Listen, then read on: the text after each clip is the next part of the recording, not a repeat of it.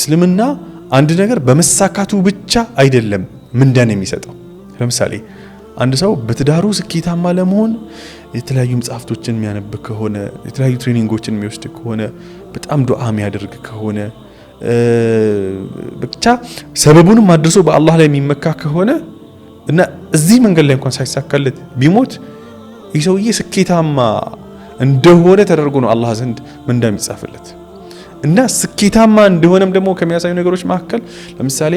አስሐቡል ኡኽዱድ የመን አካባቢ የነበሩ ህዝቦች ናቸው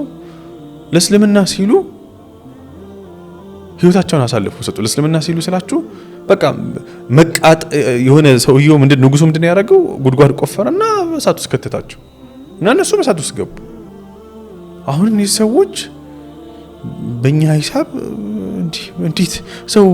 ለጋዛ ላይ ያሉ ወንድሞቻችን ይዋቸው ለምሳሌ ፍልስጤም አልহামዱሊላህ ረብል ዓለሚን ዛሬ ተክሳ አቁም ስምምነት ላይ ደርሰዋል ሲመለሱ ሳይ እንዴት በቃ ወደ ከተማቸው አፈራርሰውታል እኮ በቃ በፈገግታ ነው የሚመለሱት እንደዛ ሲበቅ ሲቀጠቀጡ ይህ ስቴፕ ድል ነው ምክንያቱም ቁርአን ላይ በእሳት የተማገዱ ሰዎችን አላህ Subhanahu Wa Ta'ala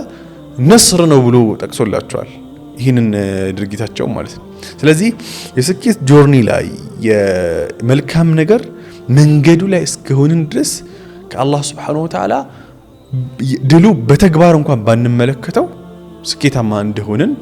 ነው የሚታሰብልን በመንዳ ደረጃ ማለት ነው